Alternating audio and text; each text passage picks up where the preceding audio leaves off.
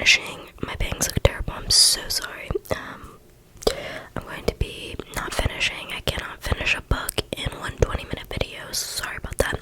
No, but a while ago I went to Target and I picked up a book and it was like $14 or something. I don't know. It was reasonably priced and my forehead is so red because I don't put foundation on it, my bad. But I went to Target and I grabbed a book and I was like, I need to read because I'm really like horrible at reading books. Like I haven't really read like a book in like, well, I've been working on it, but I was like, let me get another book because I prefer having a tangible copy of a book to read because it's gosh, how many times can I say book?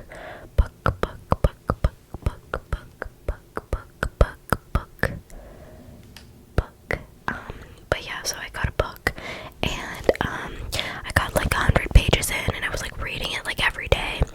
And then I just stopped. And it's been like 3 months since I've picked it up. So I'm gonna pick it up now on camera, and you guys are my witness. And I'm just gonna start reading it, and you guys are gonna just hopefully tune out. I wish they would stop racing outside. Sorry guys, I am filled with rage today. It is red under my nose because I've been sick. Yeah, I got sick again. Isn't that delightful? Anyways, I'm gonna read for you guys. So, I've been reading Filthy Rich Vampire.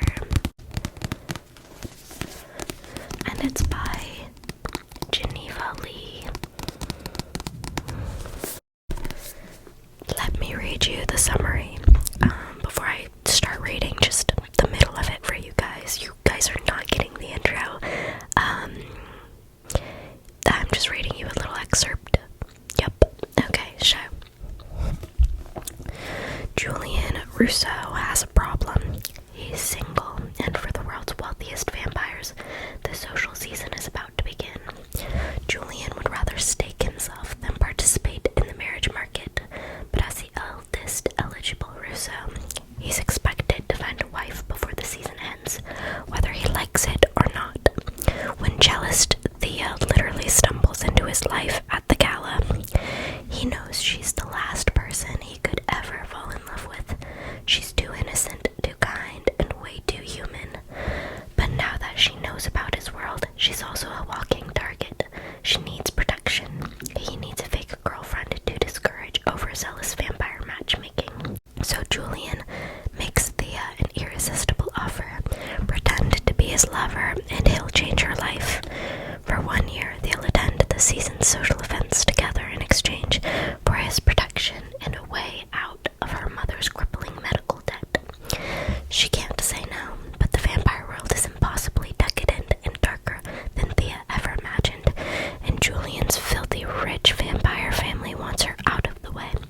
But with each moment they share, new dangers emerge as a desire as forbidden as their stolen touches, an awakening of a long-dead heart, and secrets that could tear them both apart. Okay, so I love vampires. So I bought this book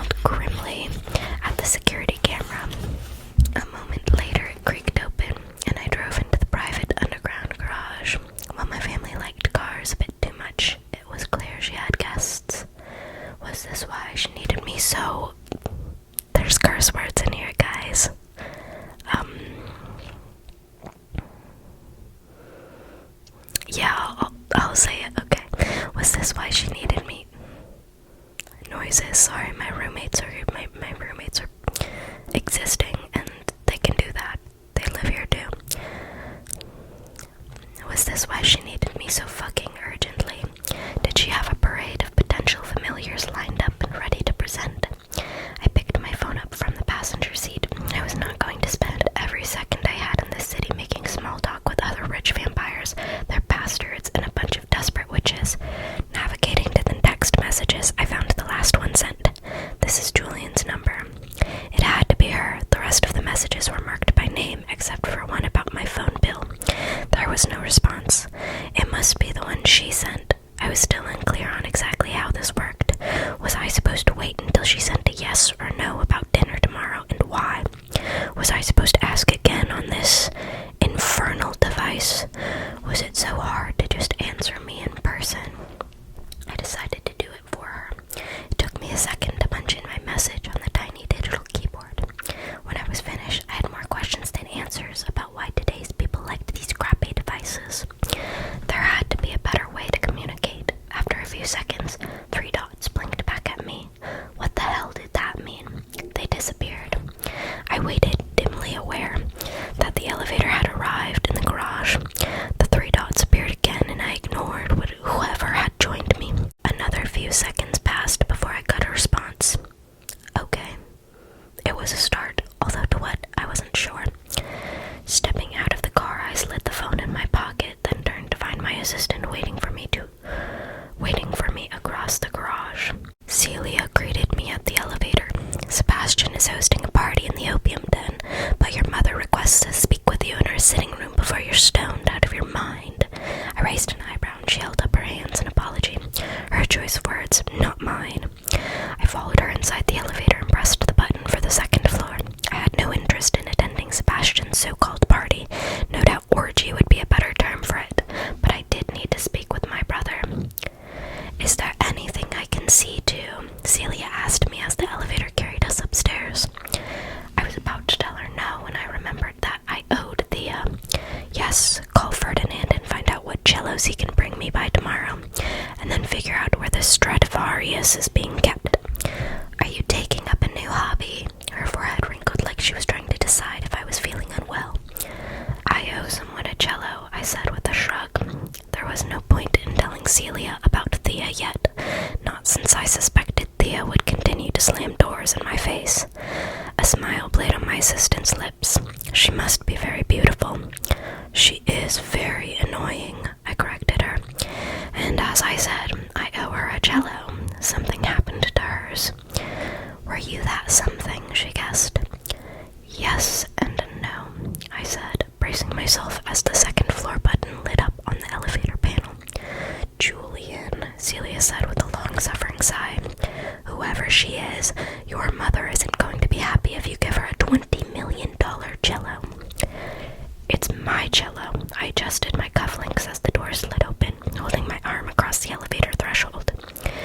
I waited until Celia stepped onto the gallery's landing before joining her. And I'm not giving it to her. I don't see why the hell anyone would care if I did, though. None of us play. What good is it doing collecting dust? I believe it's what mortals call an investment piece, she said dryly. Is there a budget for the ones Ferdinand will bring? I shook my head. But I prefer something Italian.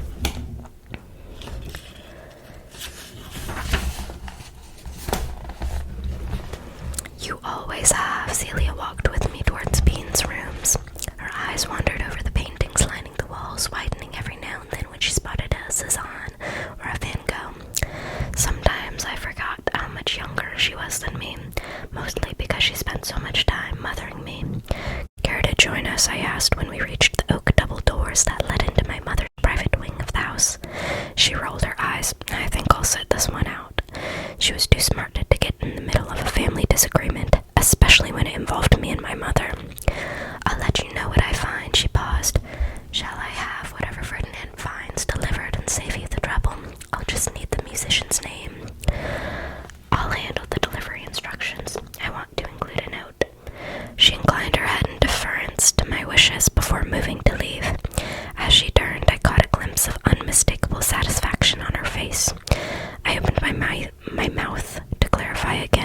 this was simply, did I bump the camera?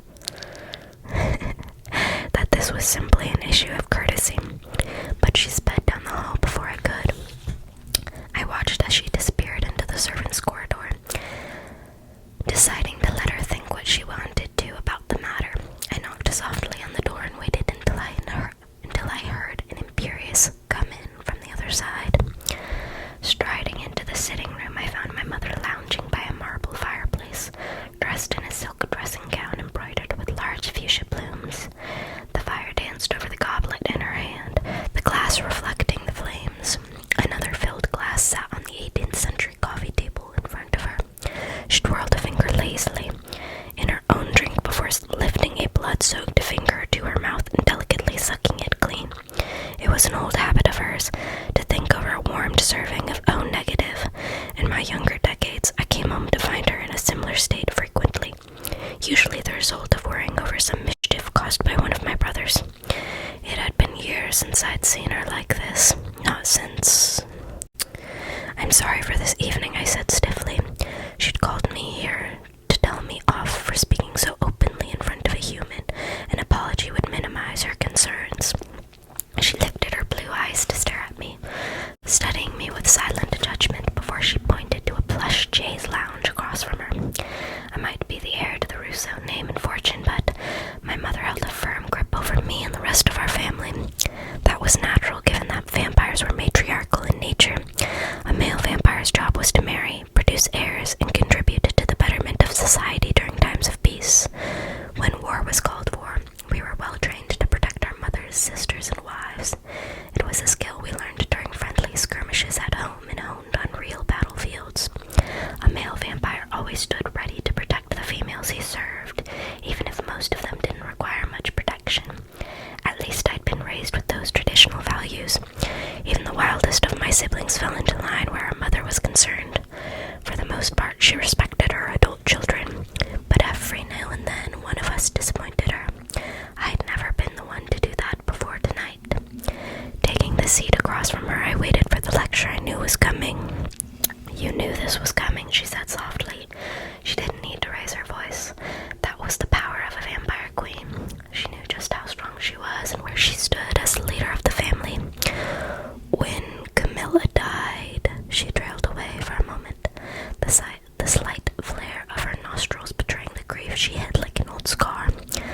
I understand, I said, wanting to spare her the pain she still felt over my twins' untimely death. Sabine's eyes flashed to mine, and I realized too late I'd said the wrong thing. You cannot understand the death of a child, she stormed, until you have one of your own. And by the way you're acting, I assume you never will. There's an entire year for... Who is that mortal? She interrupted.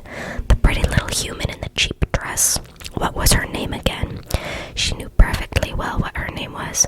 My mother never forgot a thing. It doesn't matter. She was just a human. Oh. She reached for the phone in her lap where it lay hidden amongst pools of embroidered silk.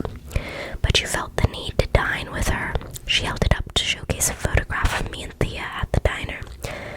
That was your man. I fought to suppress the rage boiling inside me at this revelation.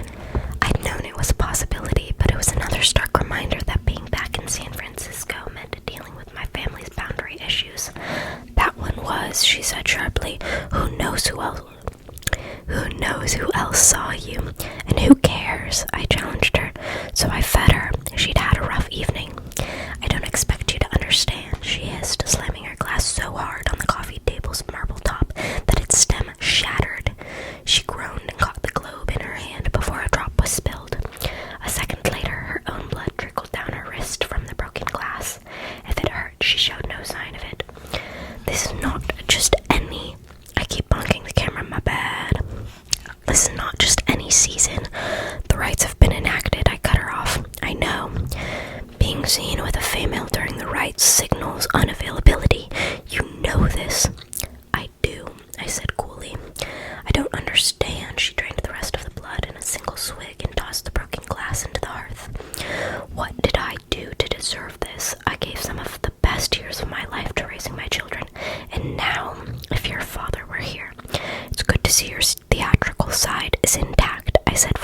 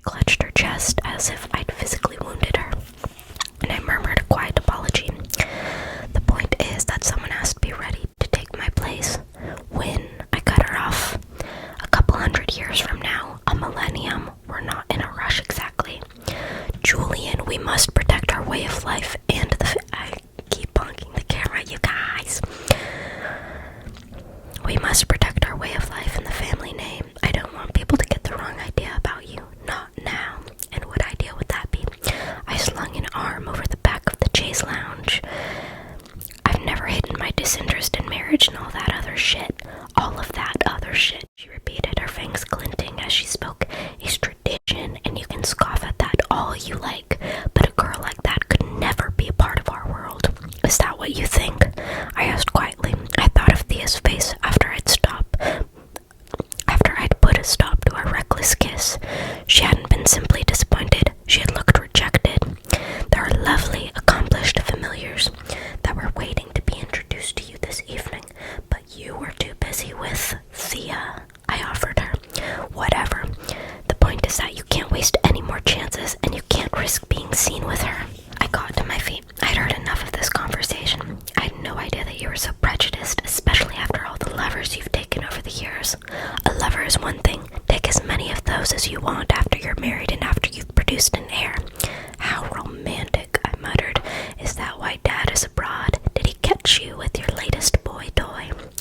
Your father and I are very happy with our arrangement, and if you'd just be open to meeting someone, you could be one day too.